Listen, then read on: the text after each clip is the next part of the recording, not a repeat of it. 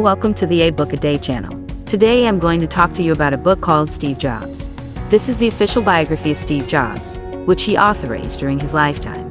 The author is the renowned biographer Walter Isaacson, who has written biographies of notable figures like Benjamin Franklin, Einstein, Leonardo da Vinci, and our recently featured Elon Musk. What these individuals all have in common is that they were geniuses who changed the world. This is one of the reasons Steve Jobs initially chose Isaacson to write his biography. He wanted to be part of this lineage of geniuses, and was concerned about his historical legacy. Steve Jobs may be one of the most iconic and influential entrepreneurs with a large fan following. An article in the New Yorker once described him as a hippie capitalist who made his company cool, stylish, and sexy. However, Jobs didn't want to be limited to just that image. In 1997, when he returned to Apple, he launched the Think Different ad campaign, featuring icons like Einstein, Bob Dylan, Martin Luther King, John Lennon, Edison, Gandhi, Hitchcock, and Picasso. These individuals had a unique perspective on things and had truly changed the world. Jobs wanted to be part of this group and transition from a great entrepreneur to a historical giant, which is one of his motivations for inviting Isaacson to write his biography. In 2004, Jobs initially asked Isaacson to write his biography, but Isaacson declined, thinking Jobs was too self-absorbed. It wasn't until 5 years later, after Jobs' wife reached out to Isaacson, that he discovered Jobs' request in 2004 had come just before his first cancer surgery. Over the next 5 years, Jobs battled cancer while releasing a series of groundbreaking products. Apple achieved remarkable success during Jobs' battle with cancer, including the evolution of the iPod, the reinvention of the phone with the iPhone, and more. In late 2009, Isaacson decided to write Jobs' biography. If you've heard about A Book a Day dissecting the hero with 1,000 faces, you might know that nearly all mythological stories worldwide follow a similar structure called the hero's journey. Steve Jobs' life is a classic example of a hero's journey. He co-founded Apple with friends in his parents' garage at a young age, achieved overnight fame, and became wealthy. He was later ousted from Apple, spent 11 years founding the computer company Next, acquired Pixar, and eventually returned to Apple when it was on the brink of bankruptcy. Over 14 years, he transformed the near-bankrupt company into the world's most valuable, increasing its value by 700 times. He influenced various industries like computers, mobile technology, consumer electronics, music, publishing, and entertainment, making him one of the most successful innovation managers in business history. His life could be seen as a real-world return of the king, however. At the height of his reputation and creativity, he was diagnosed with cancer and had to face mortality. This was a rare opportunity for a biographer. Steve Jobs was known for his control-freak tendencies, but promised his biographer complete freedom on this project. Isaacson had extraordinary access, conducting over 40 interviews with Jobs over 2 years, and unrestricted interviews with over 100 of Jobs' family members, friends, competitors, colleagues. The book was published 19 days after Steve Jobs' passing, becoming one of the most significant events of 2011. Steve Jobs often likened himself to Edison, but unlike Edison, he didn't invent things. Personal computers weren't Apple's invention, nor was the mouse, and Pixar was founded by Lucas. The earliest digital music player came from Singapore. Jobs' true talent lay in his ability to envision, to merge the computer and consumer electronics industries, and to create a digital product-centered lifestyle. He made Apple the core technology provider for this lifestyle, taking nascent product ideas and developing, refining, reshaping, perfecting, rethinking, and even overturning them until they were ready for mass production. Any discerning user of digital products, be it hardware, software, or content, can appreciate the difficulties and complexities of this process. For some, Steve Jobs is a deity-like idol. For others, he's a remarkable product manager. For others, he's a competitor who couldn't be matched. What was the real Steve Jobs like? Where did his creativity, imagination, and drive for continuous innovation come from? What beliefs and values drove his lifelong pursuit? How should we view his selfish, temperamental, and ruthless side in his personal life and management style? To what extent is Apple a product of his personality versus a result of his compromise with the environment? These questions can all be answered in this book. A good biography often delves into seemingly ordinary experiences, childhood grievances, youthful ambition, setbacks, and failures, discontent, compromise, and stubbornness. A good biography also shows how a person faces these grievances, ambitions, failures, and discontent. When Steve Jobs discussed design philosophy, he once said that the broader one's understanding of human experiences, the better the design they can create. Now, let's delve into the story of Steve Jobs' life. In the following sections, I'll break down this book into 3 parts. 1. I'll introduce Steve Jobs' life before he co-founded Apple, exploring the influences that shaped his personality and worldview. 2. I'll analyze Steve Jobs' personality traits and how they influenced Apple's products. His perfectionism, selfishness, temper, and strong need for control. 3. We'll explore Steve Jobs' transformation and maturation. During the 11 years he was away from Apple, what magnificent failures did he experience, and what did he learn from them? Part 1. Alright, let's dive into the first part, which covers Steve Jobs' life before founding Apple. We'll explore the factors that had a significant impact on his personality and his way of looking at the world. During his formative years, 2 key events deeply influenced Steve Jobs. The first was the fact that he was abandoned and then adopted. He was born in 1955, and his biological parents had him out of wedlock, leading to his adoption. His adoptive parents were the Jobs, one a high school dropout and a machinist, the other a secretary. Despite their modest education, they were loving and dedicated parents who provided Steve with the best care and education. Steve Jobs knew from a young age that he was adopted. When he was around 6 or 7, he confided in a girl across the street, telling her about his adoption. She asked, "Does that mean your real parents didn't want you?" He described feeling as though he had been hit by lightning and rushed home, crying loudly. But his adoptive parents reassured him, saying, "They didn't want you, we chose you."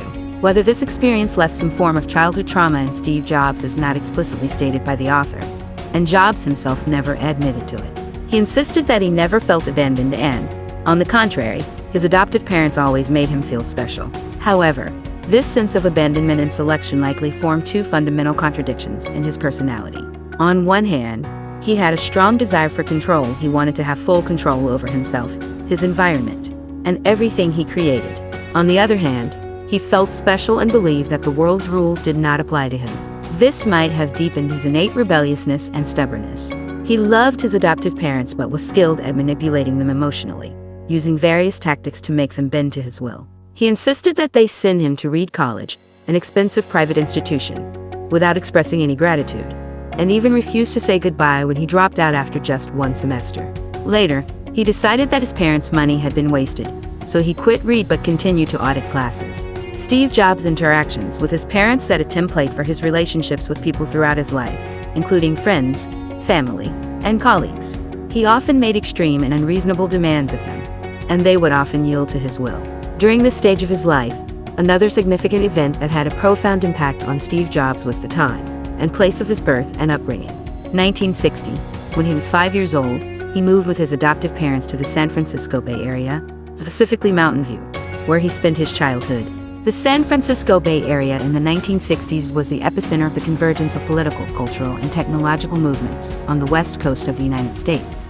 On one hand, San Francisco was the birthplace of the counterculture movements of the 1960s in the United States.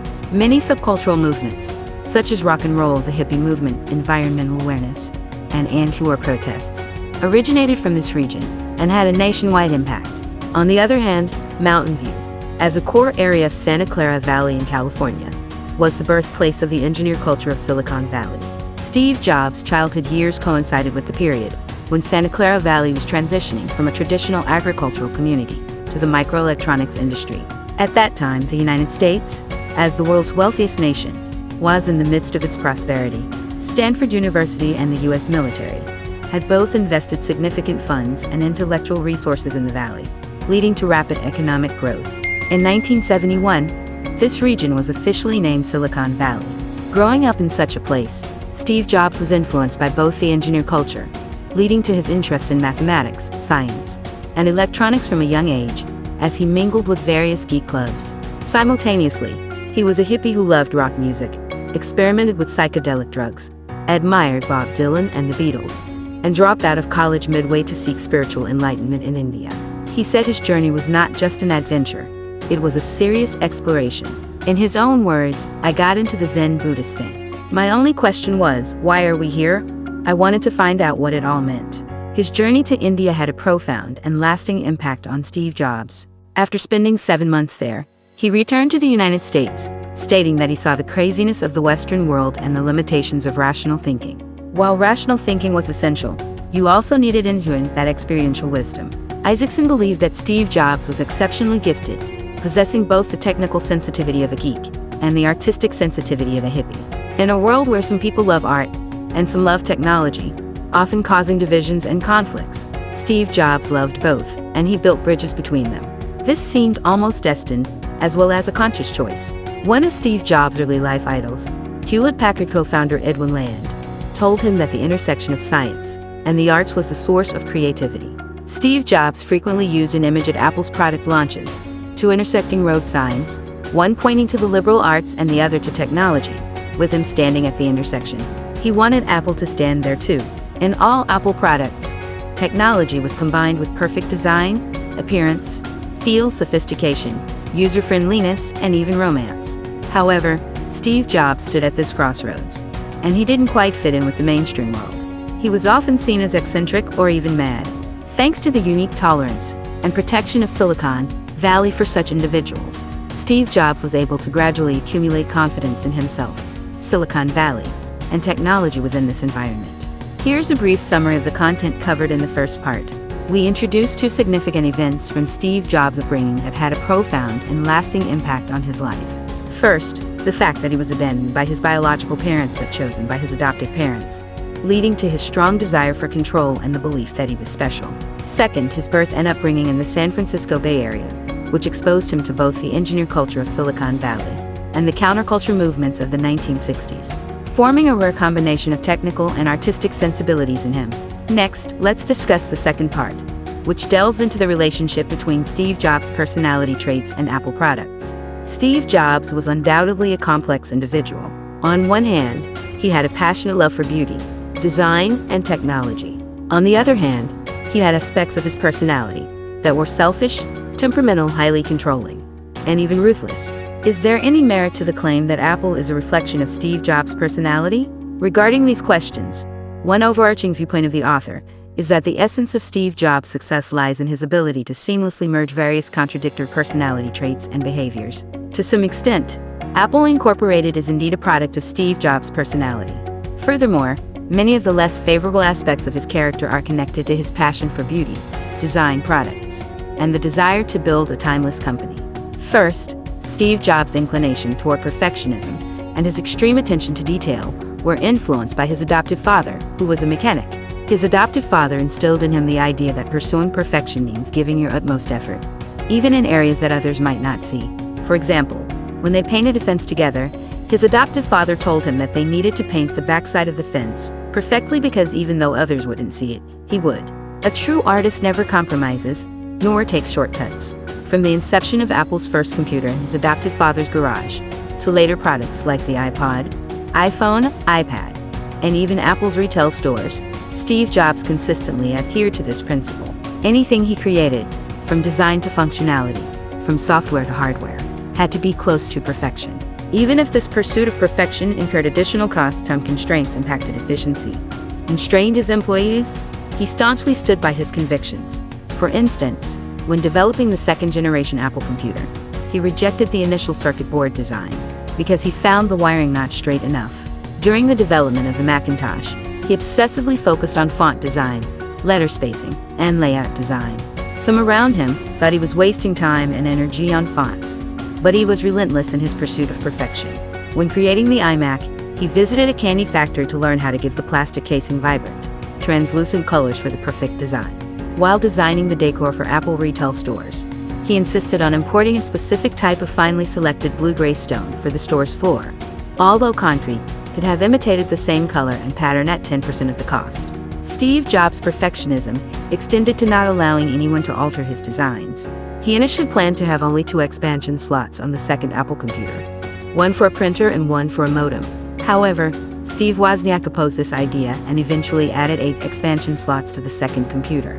However, starting with the Macintosh, Steve Jobs could no longer tolerate anyone inserting circuit boards randomly into the expansion slots, which disrupted his elegant design. His products had to be a closed, integrated environment. This design philosophy continues to this day and has become a standard for Apple computers. In contrast, companies like Microsoft and, more recently, Google adopted a more open approach, allowing their operating systems and hardware to be used by various hardware manufacturers. At one point, this was considered a more successful business model, However, Steve Jobs believed that this approach would lead to inferior products. He sought an end-to-end control over the user experience, meaning the hardware, software, and services must work seamlessly together. Jobs believed that anything less would compromise the quality of the product. When Steve Jobs' control freak tendencies and perfectionism reached their zenith, they created what is known as a reality distortion field. This reality distortion field was his ability to exert a powerful influence on those around him, convincing them and himself that certain things that were not possible in the real world were possible. Walter Isaacson explains the origin of the reality distortion field. He believes that deep down Steve Jobs had an unwavering belief that some individuals are unique and divinely chosen, including himself, Einstein, Gandhi, and others. They were chosen by a higher power and received divine inspiration, making them exempt from the rules of the real world. They could ignore these rules and even create new ones. So when reality clashed with Steve Jobs' desires, he would simply ignore reality. For example, when his daughter, Lisa, was born, he initially refused to acknowledge her as his own, and shirked the responsibilities of being a father. Many years later, when he was diagnosed with cancer, he resisted facing the reality and opted for unproven alternative therapies. Even with minor acts of rebellion, such as driving without a license plate or parking in a handicapped space, he appeared to be completely unburdened by rules and reality. This reality distortion field might seem like a euphemism for Steve Jobs' brashness and deception, but in the world of technology, many achievements start as mere concepts, blueprints, or stories. These are stories that tell of possibilities, even though they haven't happened yet. However, with creative impetus, these possibilities can turn into certainties and fiction can become reality. Many of Steve Jobs' colleagues who worked with him over the years admitted that, while his reality distortion field often caused them significant stress, it also led them to accomplish extraordinary things. For instance, when he complained about the slow boot time of the Macintosh, he asked Larry Kenyon, a member of the software team, if he could reduce the boot time by 10 seconds. Kenyon initially explained why it couldn't be done, but Jobs persisted, stating that if it could save lives, could Kenyon reduce the boot time by 10 seconds? He further illustrated that with millions of users, this would save hundreds of thousands of hours, equivalent to saving 100 lives a year. Kenyon was persuaded and managed to reduce the boot time by 28 seconds. After the final design for the Macintosh was established, Steve Jobs gathered the team for a formal signing ceremony where each team member's signature was etched onto the Macintosh circuit board. The Macintosh computer had a closed design where the user could not open it. Therefore, only the repair technicians and the Apple employees with special tools could ever see these names. This act greatly motivated the team as it reflected Jobs' inspirational leadership style. The most powerful motivation in the world is when a group of talented people comes together to create a great achievement. When the motivation is strong enough and requires enormous courage and a sense of responsibility, it transforms from an aspiration into a reality. However, in most cases, the operation of the real world is beyond the control of individuals. After Steve Jobs' passing, Walter Isaacson recalled that, when they were completing the book, Jobs remarked that he knew there were things in the book he wouldn't like, but not to worry because he would reread it in a year. This statement led Isaacson to feel a profound sense of relief. Jobs' comment seemed to suggest that he believed he would still be alive in a year, and nobody at the time saw the logical inconsistency in his statement. Likewise, Steve Jobs' reality distortion field was powerless to reverse the market decline of the Macintosh. Although the Macintosh was conceptually more advanced, with superior features like a graphical user interface and a mouse, it suffered from insufficient memory, lacked built-in hard drive, and ran slowly. Furthermore, Jobs disliked fans because he thought they increased noise levels, so Macintosh computers lacked fans, leading to poor heat dissipation and frequent component failures. Despite an initial surge in popularity, as users discovered its shortcomings, the Macintosh lost market share to Microsoft's Windows-based PCs. Although Windows was technologically less advanced than Macintosh, Microsoft adopted a more open approach, which included alliances with Intel and various PC manufacturers. The performance of the Macintosh in the market exacerbated the conflict between Steve Jobs and Apple's board of directors. Ultimately, the board ousted Jobs from the company he co-founded. In summary, the second part of the text discussed Steve Jobs' obsession with perfection, his perfectionist tendencies, extreme attention to detail, and the reality distortion field that he created. While the reality distortion field sometimes led to remarkable achievements, it also resulted in irrational decisions, and sometimes catastrophic consequences, including his removal from Apple by the board of directors. Now, let's move on to part 3, Jobs' transformation or path to maturity. Jobs achieved fame at a young age, and stood at the forefront of the era as a revolutionary in his early 20s. The 11 years he spent away from Apple were his years of silence, where neither his own creation Next, nor the later acquisition of Pixar from George Lucas had much success. It wasn't until his 40th year in 1995 that things began to change. First, Pixar's first 3D animated feature film, Toy Story, was released and became the top-grossing film of its time. The following year, Apple acquired Next, and this allowed Jobs to return to Apple, embarking on a higher peak in his life. However, these 11 silent years were crucial for Jobs. As Walter Isaacson put it, his later immense success was not because of being fired from Apple but because of the glorious failures he had afterward. So what glorious failures did Jobs experience, and what did he learn from these failures? First, let's talk about his experience at Next. After leaving Apple, Jobs founded Next. In this new company, Jobs could finally unleash his true nature. He indulged in his love for design by spending $1 million on having a famous designer create a logo for the company. He allowed his perfectionism in various details, insisting that the machine's exterior must be a smooth and attractive cube, even going as far as insisting on expensive coatings for the screws inside the machine, and even painting the inside of the cube in matte black. He demanded that engineers customize chips for the Next computer, integrating multiple functions onto a single chip and continuously altering the features he wanted, causing repeated delays in development.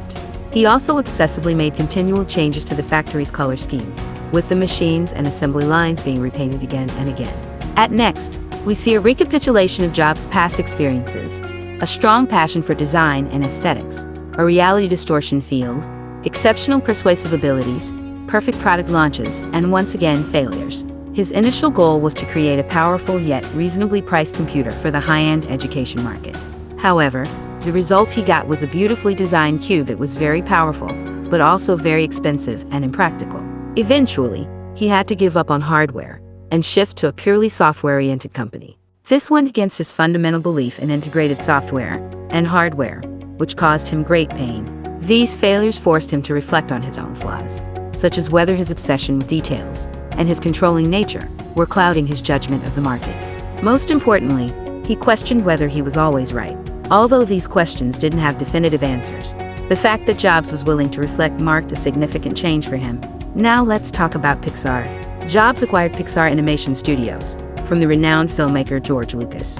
At the time, Pixar's primary business was selling a software called RenderMan and researching a high-end imaging computer that could create animations, a concept in line with Jobs' beliefs in integrated hardware and software. However, Pixar's venture into computer development failed, and its other businesses had no sustained growth potential. For a decade, Pixar struggled to stay afloat, with Jobs personally writing checks to keep it running. It wasn't until the release of the 3D animated feature film Toy Story. It was at Pixar that Jobs learned to restrain his controlling nature to some extent, giving creative artists the freedom to let their imaginations run wild.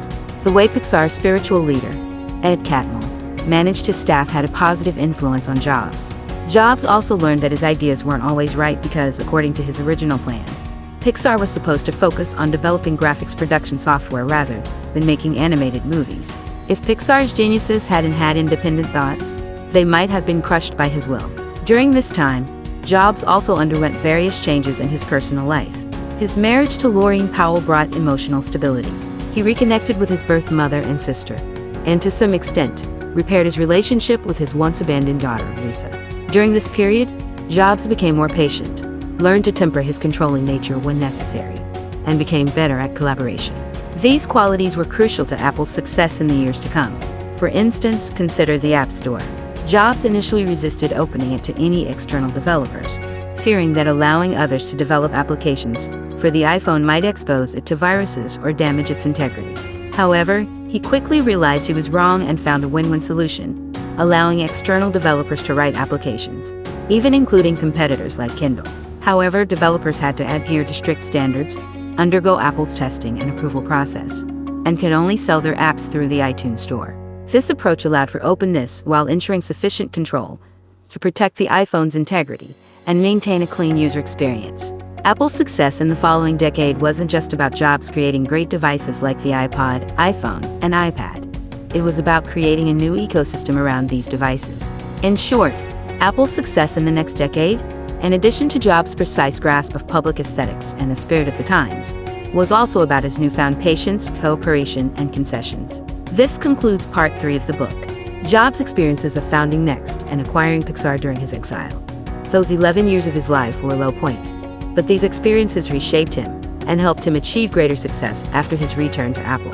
Finally, let's summarize the contents of this book. First, we talked about Jobs' adopted identity and how he initially stood at the intersection of technology and art, growing up in the San Francisco Bay Area. Then, we discussed Jobs founding Apple, particularly his experiences during the development of the Macintosh, exploring the connection between Jobs' complex and extreme personality and the products he created. He had many dark sides, but these were not isolated. They were closely related to his passion for design, products, and building a lasting company. His impatience was part of his perfectionism, and his obsessiveness was another side of his motivational power. His reality distortion field compelled people to accomplish seemingly impossible tasks. Finally, we discussed Jobs' 11-year exile, including his failures and what he learned from them. This is the essence of the biography of Jobs, a tribute to the legendary figure who brought significant changes to our lives. If you enjoyed this video, please feel free to share it with your friends. Congratulations! You've completed another book.